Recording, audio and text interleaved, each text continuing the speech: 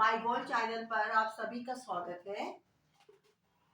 आज हम लोग जैन धर्म और बौद्ध धर्म की समानता और विषमता के बारे में अध्ययन करेंगे। तो जैन धर्म और बौद्ध धर्म में पहले हम समानता के बारे में अध्ययन कर लें, उसके बाद विषमता के बारे में अध्ययन करेंगे। तो पहला यह है कि दोनों धर्मों की जो उत्पत्ति हुई है उत्तर भारत में हुई है। दोनों धर्मों का तात्पर्य यानी कि जैन धर्म और बौद्ध धर्म दोनों की उत्पत्ति जो कि उत्तर भारत में हुई है और दोनों के संस्थापक तथा प्रचारक क्षत्रिय राजकुमार थे। यानी कह रहे हैं कि ये देखिए, जैन धर्म के संस्थापक महावीर स्वामी थे और जो 24वें तीर्थंकर थे, और बौद्ध धर्म के जो संस्थापक थे वो गौतम बुद्ध थे। तो और दोनों के बारे में अगर हम जाने तो जो महावीर स्वामी थे वो जो है वैशाली के राजा सिद्धार्थ के पुत्र थे, और गौतम बुद्ध जो कि कपिल वस्तु के राजा शुद्धोधन के पुत्र थे, और दोनों क्या है क्षत्रिय गोत्र के थे। महावीर स्वामी जो है ज्ञात्रिक गोत्र के थे और गौतम बुद्ध शाक्य गोत्र के थे। तो इस प्रकार दोनों क्षत्रिय राजकुमार थे। फिर दोनों धर्मों ने वेदों को प्रमाण को नहीं मानते हैं और कर्म कांड के विरोधी थे, यानी कि जैन धर्म और बौद्ध धर्म। दोनों का मतलब है जैन धर्म और बौद्ध धर्म, ये दोनों धर्म वेदों को नहीं मानते हैं और ये जो कर्म कांड के भी क्या है विरोधी हैं। यानी उत्तर वैदिक काल में जो कि अगर हम धार्मिक दशा पढ़ते हैं तो उसमें कर्म कांड भर गया था, तो और उसी के विरोध में ये दोनों धर्मों का उदय हुआ था। तो कह रहे हैं कि ये दोनों धर्म यानी जैन धर्म और बौद्ध धर्म कर्म कांड के भी क्या है विरोधी थे। दोनों बलि प्रथा के विरोधी थे। दोनों मीन्स यानी कि जैन धर्म और बौद्ध धर्म में बलि प्रथा का विरोध किया गया था, क्योंकि उत्तर वैदिक काल में धार्मिक कार्यों में बलि की प्रथा शुरू हो गई थी। निरीह पशुओं की क्या की जाती थी, हत्या की जाती थी, तो इससे जो कि आत्मा बहुत दुखी होती थी। तो दोनों धर्मों में बलि प्रथा का क्या किया गया है, विरोध किया गया है।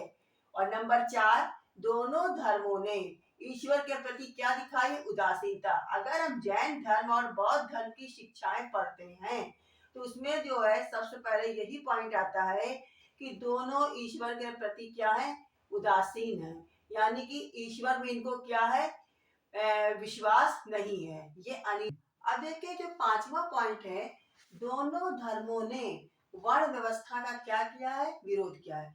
ये फिर हम बता दें कि ये जो दोनों धर्मों का उदय हुआ था, धार्मिक क्रांति हुई थी 6ठी शताब्दी ईसा पूर्व में, ये उत्तर वैदिक के कर्म कांडों की वजह से जो उत्तर वैदिक काल में बुराइयां व्याप्त हो गई थी उसके विरोध में दोनों धर्मों का उदय हुआ था। तो कह रहे दोनों धर्मों ने वर्ण व्यवस्था का विरोध किया, यानी कि उत्तर वैदिक काल में जो सामाजिक दशा उत्तर वैदिक काल की पढ़ते हैं तो समाज 4 वर्णों में बढ़ गया था, ब्राह्मण, क्षत्रिय, वैश्य और शूद्र। ऋग्वेद में था 4 वर्ण, लेकिन आपस में खान पान पूजा पाठ सब उसमें क्या था, सब आपस में एक दूसरे के साथ भाग लेते थे। लेकिन जब उत्तर वैदिक काल में हम पहुंचते हैं तो हम देखते हैं कि इसमें कठोरता आ गई थी और बहुत ज्यादा कुरीतियां फैल गई थी।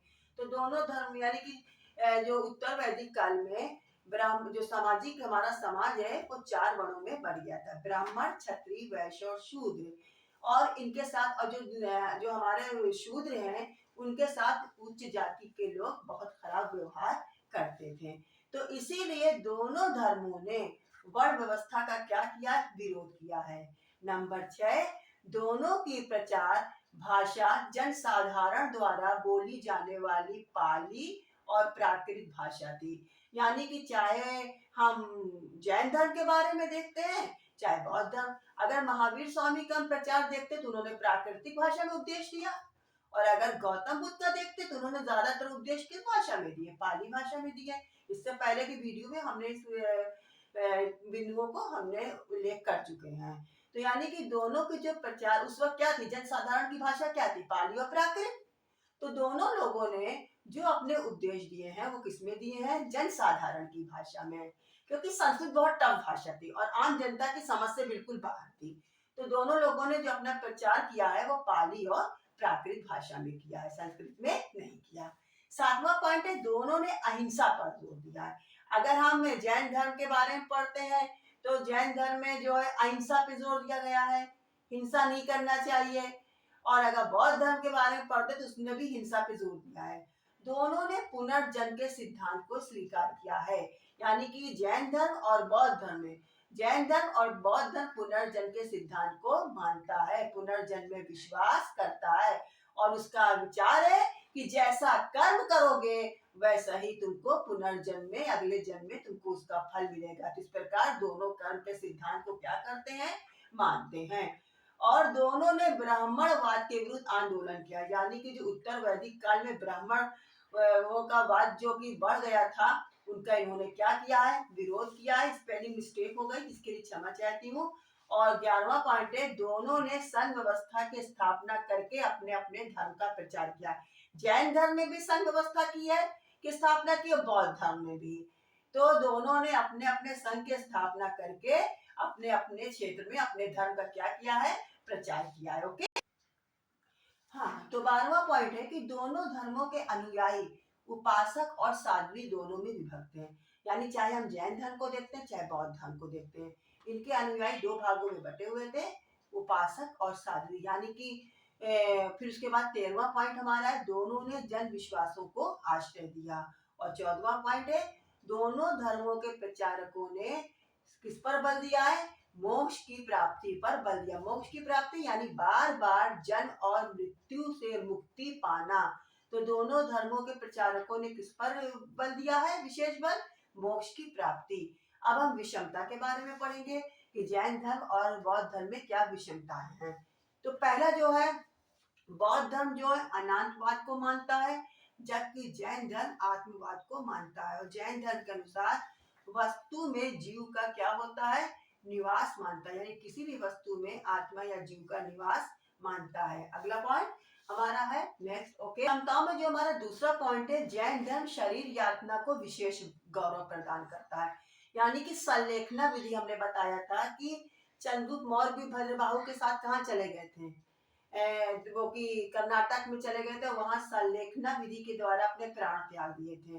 तो संलेखना विधि क्या है, शरीर को कष्ट देके, यानी बिना अन्न को बिना पानी को धारण किए शरीर को कष्ट देके जो मृत्यु प्राप्त करते हैं उनको हम संलेखना विधि कहते हैं। तो कह रहे हैं जैन धर्म में शरीर यातना को विशेष गौरव प्रदान करता है, जबकि बौद्ध धर्म में क्या है, विलास और तप के बीच के मध्यम मार्ग को मानता है। यानी बौद्ध धर्म का है कि शरीर को क्या करना है, यातना नहीं देना, बल्कि कठिन से कठिन क्या करना है, तपस्या करना है, तब जाकर मोक्ष की प्राप्ति होती है। नंबर 3 जो है विषमता में, जैन धर्म बौद्ध धर्म की अपेक्षा अहिंसा पे विशेष बल देता है। यानी कह रहे हैं जैन धर्म है, अगर बौद्ध धर्म से हम तुलना करते हैं अहिंसा के बात पर या अहिंसा के महत्व पर, तो जैन धर्म जो है बौद्ध धर्म की अपेक्षा अहिंसा पर ज्यादा बल देता है। जैन धर्म की अपेक्षा बौद्ध धर्म में संघ व्यवस्था का विशेष महत्व, यानी जैसे कि ऊपर पॉइंट था कि अगर बौद्ध धर्म की अपेक्षा पे जैन धर्म ज्यादा अहिंसा पे बल देता है, और अगर हम संघ व्यवस्था पे बात करते हैं तो बौद्ध धर्म में जितना संघ व्यवस्था का विशेष महत्व उतना जैन धर्म में नहीं है। फिर 5वां पॉइंट है कि बौद्ध धर्म आत्मा के अस्तित्व में विश्वास जो कि मौन है, यानी बौद्ध धर्म जो है आत्मा के बारे में अगर कहीं पे विचार आता तो इस विचार पर वो बिल्कुल मौन रहता है, जबकि जैन धर्म आत्मा के अस्तित्व को क्या करता है, मानता है।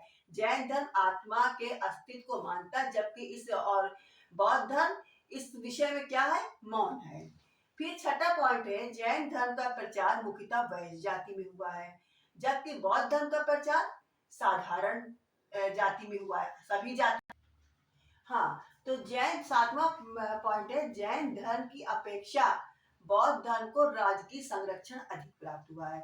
यानी कह रहे हैं हम जैन धर्म की तुलना बौद्ध धर्म से करते हैं तो जितना बौद्ध धर्म को नरेशों ने जो कि उस समय के तत्कालीन राजा थे, शासक थे, जिन्होंने बौद्ध धर्म के अनुयायी थे, तो जब राजा बौद्ध धर्म का अनुयायी होगा तो उनका धर्म भी क्या होगा, राजकीय धर्म होगा।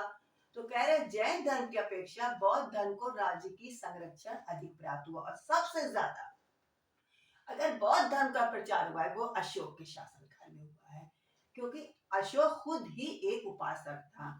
क्योंकि अशोक ने जो कि कलिंग विजय के पश्चात उसने क्या किया, वो बिल्कुल बौद्ध उपासक हो गया था और उसने अपने शेष जीवन में बौद्ध धर्म के प्रचार में ही अपना जीवन व्यतीत कर दिया। फिर एक जैन धर्म का प्रचार केवल भारत में हुआ, लेकिन बौद्ध धर्म का प्रचार विदेशों में हुआ। कह रहे हैं कि जैन धर्म का जो प्रचार है केवल भारत ही में हुआ, विदेशों में नहीं हुआ। लेकिन बौद्ध धर्म का प्रचार विदेशों में, जैसे अशोक के शासन काल में अशोक का पुत्र महेंद्र और पुत्री संमित्रा लंका में प्रचार किए।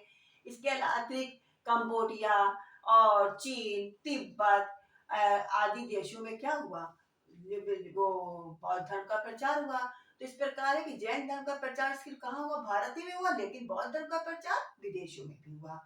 जैन धर्म के अनुयायी आज भी भारत में विद्यमान है, जबकि बौद्ध धर्म का भारत में सर्वथा क्या लोप हो गया है। आज भी जैन धर्म के अनुयायी भारत में मौजूद हैं, जबकि बौद्ध धर्म भारत में क्या है, बिल्कुल लोप हो चुका है। और बौद्ध धर्म इस समय कहाँ है, विदेशों में, जैसे कंबोडिया, चीन, तिब्बत है, म्यांमार है। इन सब देशों में कौन सा धर्म है, बौद्ध धर्म है। अब देखिए मोनियर विलियम का विचार है, ये मोनियर विलियम का कहना है कि जैन धर्म और बौद्ध धर्म एक ही पिता की दो संतान के रूप में समझना चाहिए। यानी कि हम जैन धर्म को बौद्ध धर्म को अलग अलग नहीं समझ कर सकते, बल्कि उन्होंने एक तुलना दी है कि जैन धर्म और बौद्ध धर्म के एक पिता की दो संतान के रूप में है, जिनका जन्म लगभग एक ही समय में हुआ है। यद्यपि इनकी विशेषताएं भिन्न है, यानी कि जैसे कि इनमें एक पारिवारिक सादृश्य, यानी जैसे कि एक पिता की दो संतानें होती हैं, पिता की संतानें तो दोनों ही कहलाएंगी।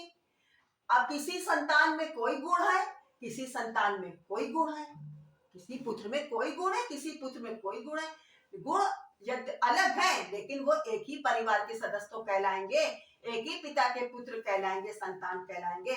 इस प्रकार मोनियर विलियम का विचार बिल्कुल सत्य है कि जैन धर्म और बौद्ध धर्म एक ही पिता की दो संतान है, बस इनका जो विशेषताएं वो अलग अलग है, लेकिन सबका स्वरूप क्या है, एक ही है। तो आज से हमारा जो बौद्ध धर्म और जैन धर्म का जो चैप्टर है यहीं से खत्म होता है, समाप्त होता है। उम्मीद करते हैं कि आज का वीडियो आप लोगों को बहुत पसंद आया होगा, और आप उसके अगर आपको पसंद आया है तो आप इसको सब्सक्राइब करें, बेल आइकन को दबाएं, ताकि हम और भी अच्छे अच्छे वीडियो हम आपके लिए तैयार कर सकें। Thank you so much.